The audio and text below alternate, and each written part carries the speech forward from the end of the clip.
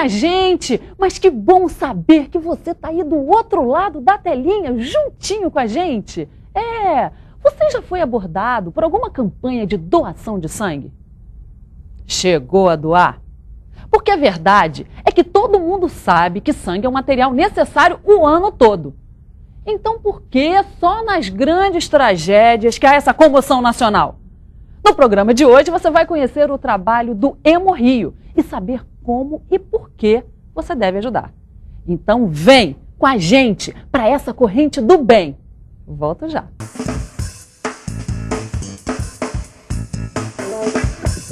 Estamos de volta com responsabilidade em nossos estúdios Cristino Áureo, com quem divido a apresentação do programa, e a doutora Clarice Lobo, diretora-geral do Hemorrio. Que delícia! Eu vim aqui a caráter, olha.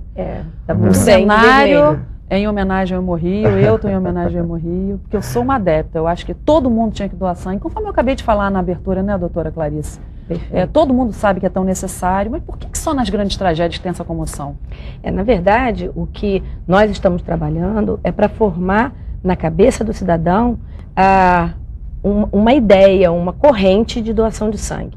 E que a gente não precise chamar nas catástrofes e que tenhamos realmente estoques reguladores no estado como um todo.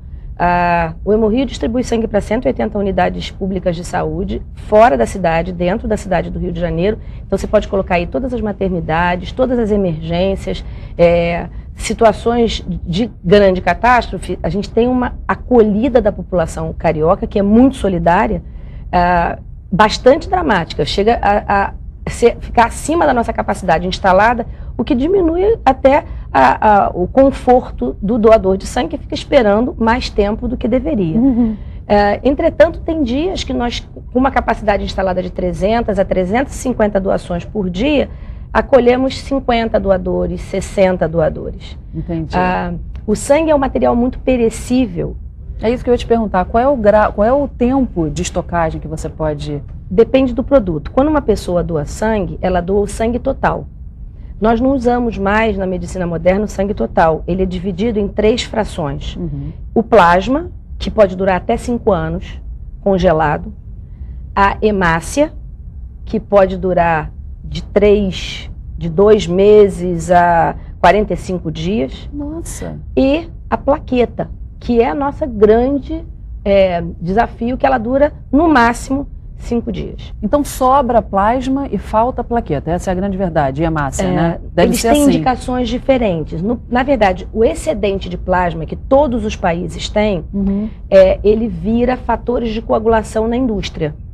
Então o governo brasileiro detém a posse, o governo federal detém a posse de todo o plasma colhido e não utilizado no país. Explica pra gente o que faz na indústria? A indústria a proteína que está no plasma, ela contém dentro dela a albumina, que é uma proteína muito nobre para puxar água de fora puxar água do tecido para o sangue. Que está na clara do ovo também, né? Isso, exato. E essa albumina ela é muito importante, por exemplo, para pessoas que têm doenças hepáticas, para pessoas que estão em situação de CTI, em que elas estão debilitadas, e aí nós precisamos então puxar a água que saiu da corrente sanguínea para o tecido. A gente puxa essa água de volta com a albumina. Então você produz a albumina com o plasma e você produz os fatores de coagulação.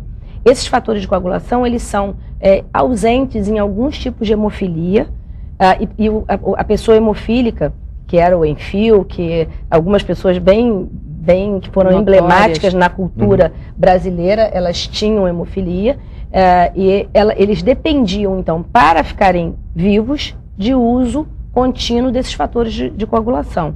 Da época do Enfio para aqui, o que a gente usava naquela época era só o pedaço do plasma, que se chama produtos do plasma mesmo, e tomavam na veia grandes volumes. De lá para cá, como eu dizia, nós temos a situação de poder liofilizar, de poder transformar em pozinho aquela substância. Então o Brasil está desenvolvendo a tecnologia para fazer isso aqui dentro, numa fábrica federal que está em construção, e enquanto isso nós fazemos isso como se fosse em consignação. existe uma grande licitação internacional, o governo francês ganhou essa licitação, então o nosso plasma vai para a França, é liofilizado e volta em produto. E volta caro?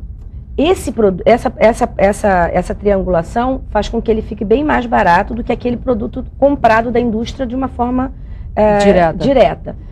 Então, existe um projeto do governo brasileiro ficar absolutamente, enfim, não precisar mais desse tipo de compra no exterior e ficar autossuficiente na produção de fatores de coagulação que vai transformar esse produto num produto mais barato. O governo brasileiro hoje gasta um dinheiro bastante grande na compra desse produto. Mas esse produto plasma, que é muito requisitado, ele não entra, como eu falei, direto na veia do doador em grande volume. Sobra e a gente faz isso com ele. Quer dizer, não tem resto, não tem sobra, não tem desperdício naquela doação. Ai, que bom saber disso, tudo que é doado passa por todos os processos de liberação. E aproveitado. É que nem o boi, né? Que só não se aproveita o mugido, né, Cristiano? Eu fico tão feliz, nós somos o programa da boa notícia, né? É verdade. Toda vez que uma instituição e o Hemorrio tem essa credibilidade, né? O sistema de saúde, outro dia eu conversava com o nosso secretário Sérgio Cortes, dizia ele, é muito importante que o Estado tenha recuperado tanto a sua credibilidade junto à população, né, a gestão do governador Cabral vem fazendo isso, é uma maneira também de, naquilo que depende do voluntariado, as pessoas só vão agir se achar que aquilo é sério, é crível, né, tem credibilidade. Então, o Hemorrio é um dos bons exemplos que a gente tem. Então, eu fico, primeiro, feliz de ver que a gente está evoluindo, né? E, principalmente, a oportunidade aqui da gente fazer esse chamamento mais uma vez. Né? Porque, como disse muito bem a Cláudia, não é só nos momentos de catástrofes ou próximo das festas. É claro que isso é fator de mobilização, mas é muito importante que a senhora possa esclarecer, porque há muito mito a respeito dessa questão da doação.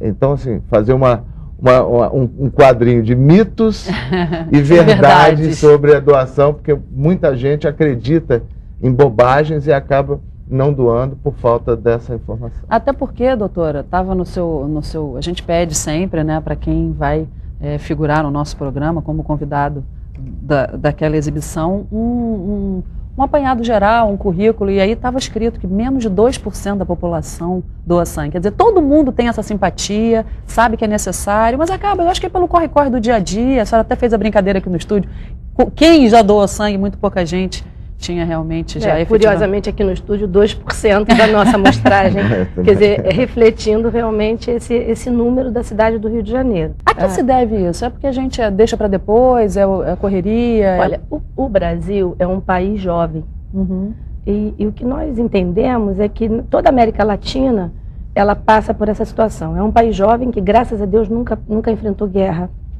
Então, não tem essa cultura. A gente não tem o hábito, a cultura da manutenção de estoques estratégicos de sangue disponíveis como um todo para a população.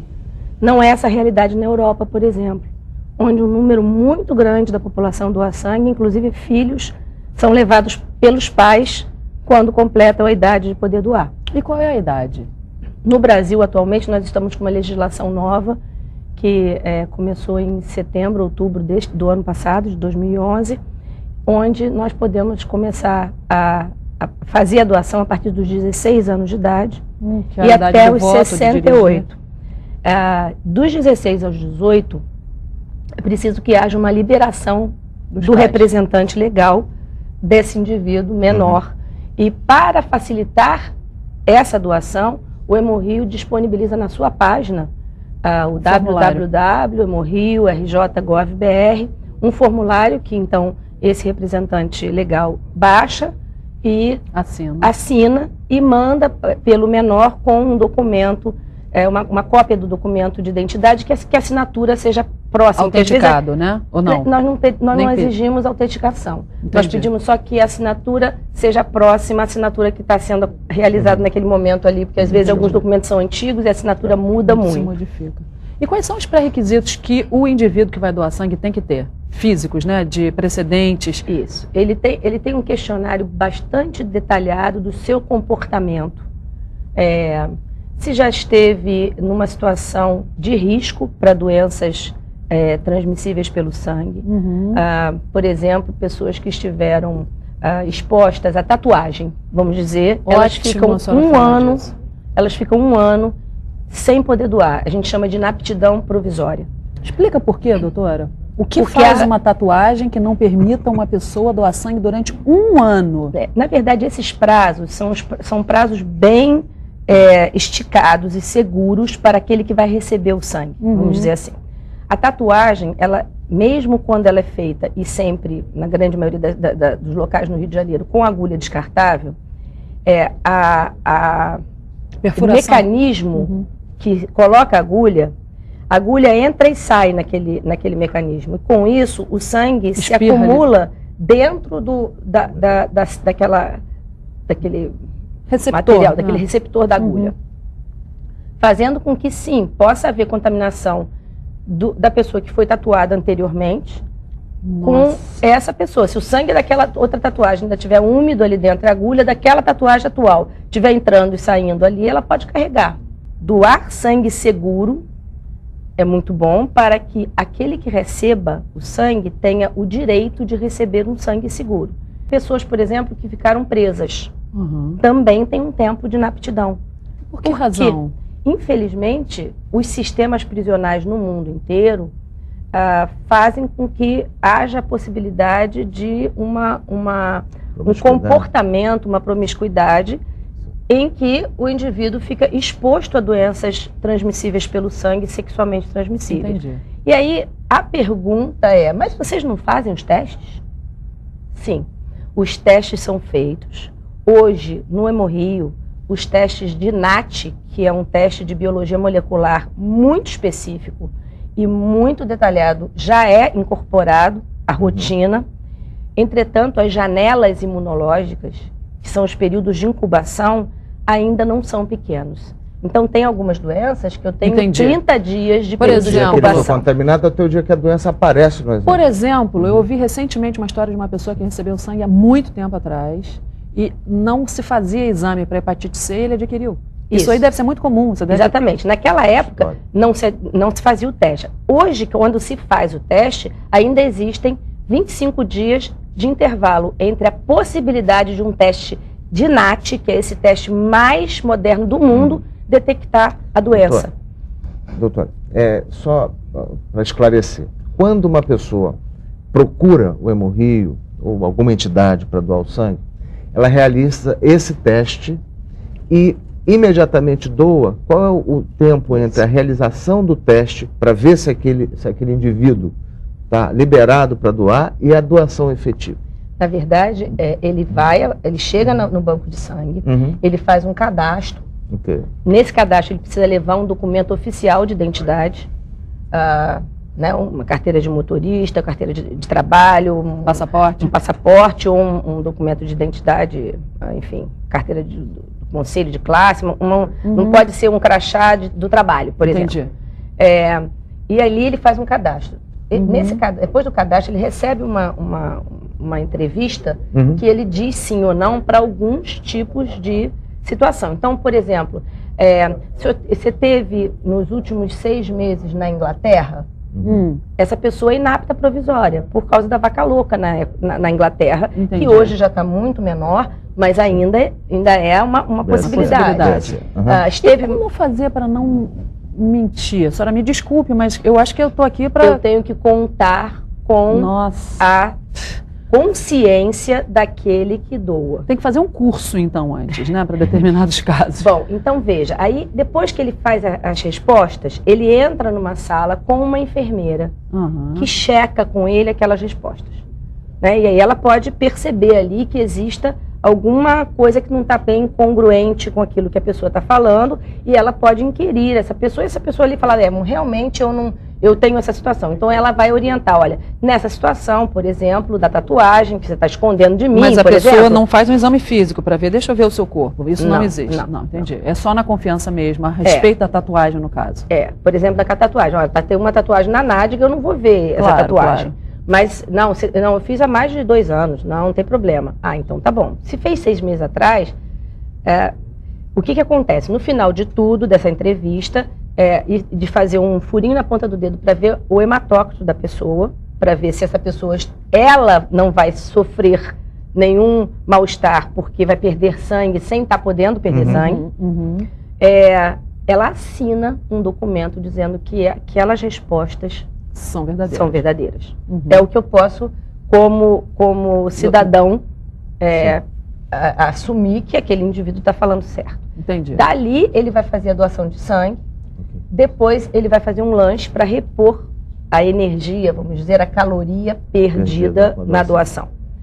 Naquele momento começa o trabalho mais pesado da gente. Né? Porque então, mas naquele mesmo dia, a minha dúvida é, naquele mesmo dia ele faz os exames e coleta aquele volume. Pois é, aí ele vai embora. Aí o sangue, que é uma bolsa única, que ele vai ver que está coletando numa bolsa única. Quanto se tira nesse momento? De 450 a 500 ml. Só isso? E a pessoa que determina? Ou como é o peso da pessoa que determina. Entendi.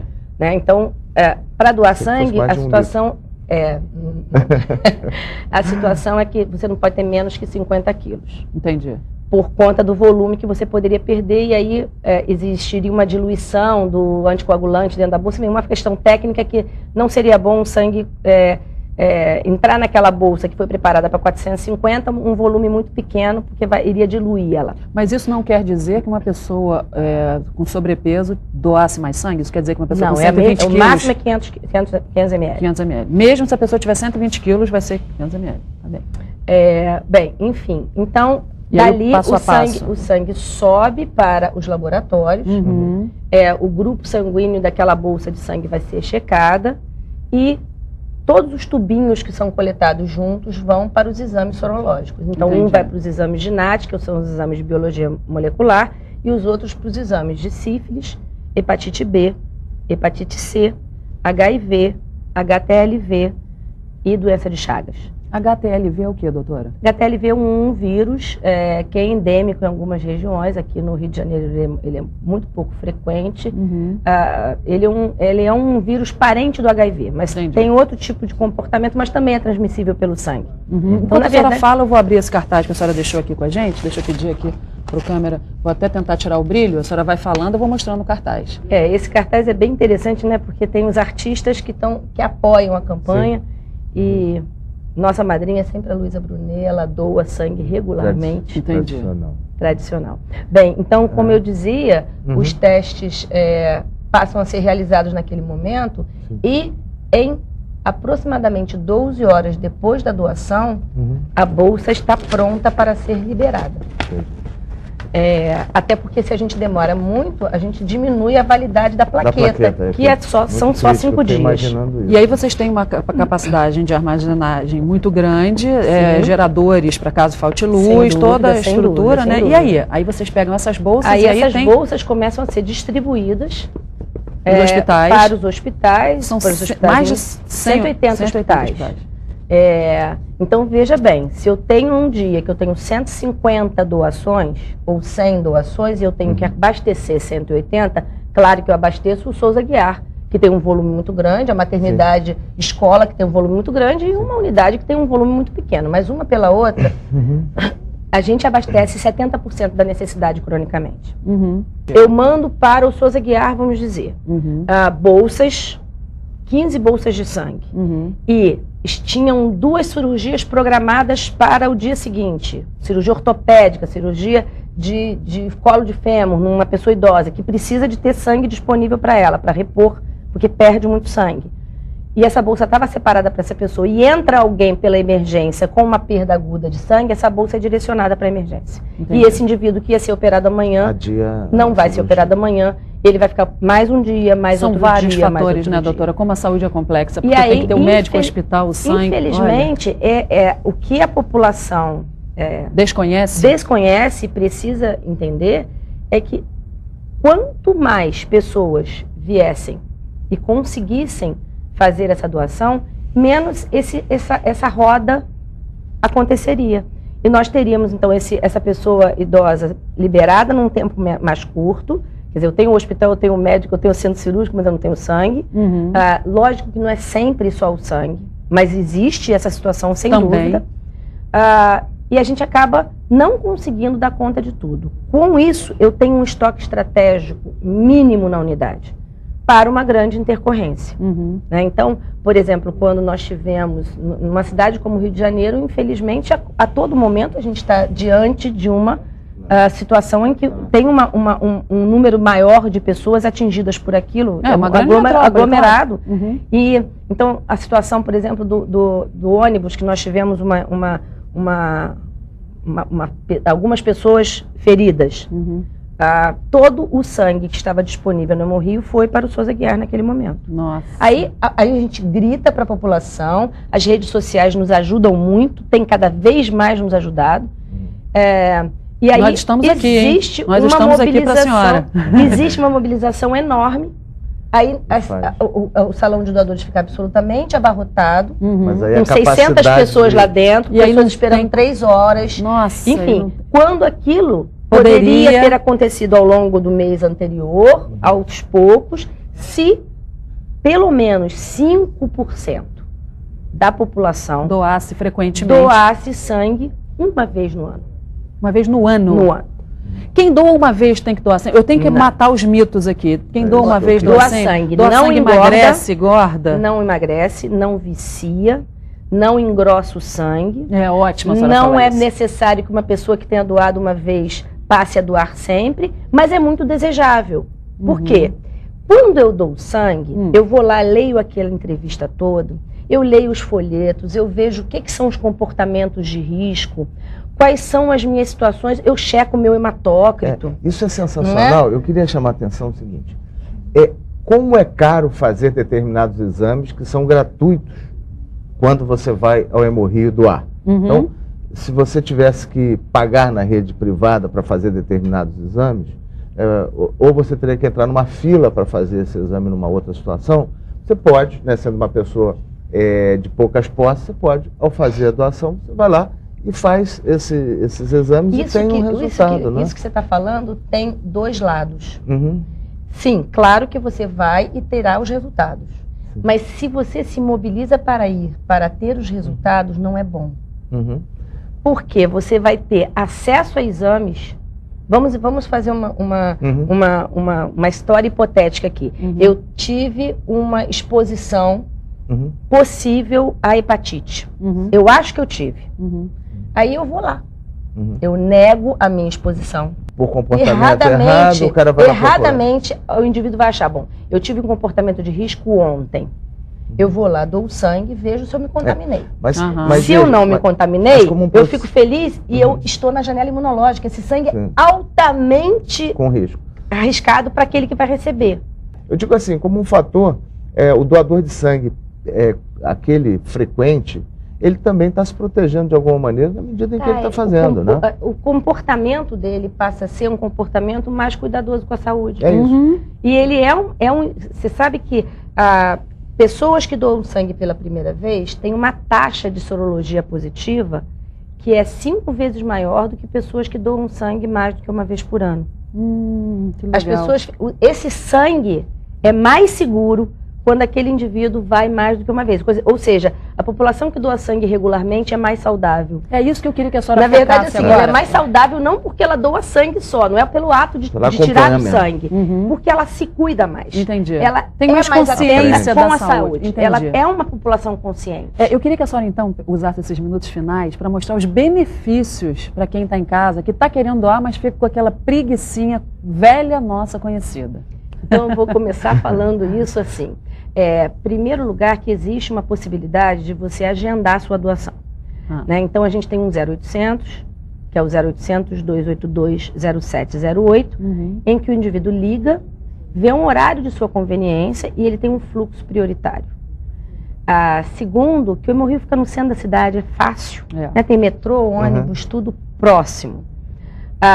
Terceiro, que esse indivíduo vai ter uma satisfação muito grande.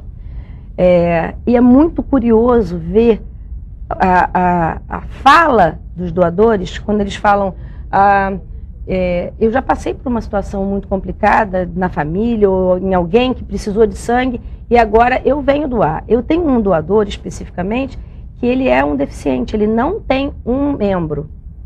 Essa pessoa me impressiona muito, porque ele doa sangue 3 vezes no ano, ele não tem uma perna, ele vem de condução, mas ele perdeu a perna num acidente e ele precisou de sangue, há muitos anos atrás. Que bacana. E ele viu aquilo, a diferença que fez para a vida dele, e ele se mobiliza e vai. Então, para aquela pessoa que tem a preguiça, pensa que a gente está indo com as 2 pernas, com as nossas facilidades, vamos até uma unidade pública de saúde, não precisa ser o Hemorrio, no site do Hemorrio e também dentro desse 0800, nós podemos indicar os locais que tem doação.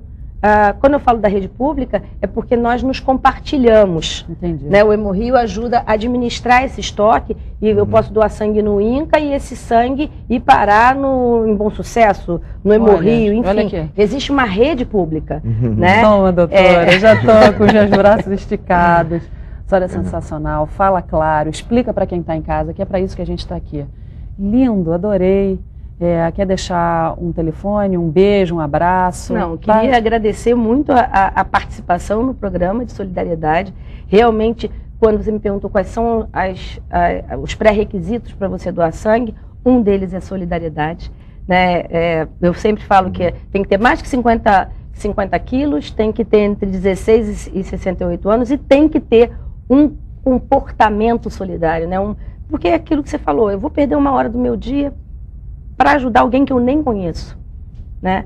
Mas é uma coisa que dá uma satisfação muito grande a gente ver o sangue saindo para as unidades públicas, como vai sair agora no Carnaval, a gente chama que é uma cesta básica, todas as unidades onde existe aglomerado em volta, e no Rio de Janeiro é a cidade inteira, terá nas vésperas do Carnaval já disponível uma cesta com uma quantidade extra de sangue para uma eventualidade, porque se acontece essa eventualidade, não pode estar o sangue só no estoque do Hemorrio, tem que estar perto do cidadão.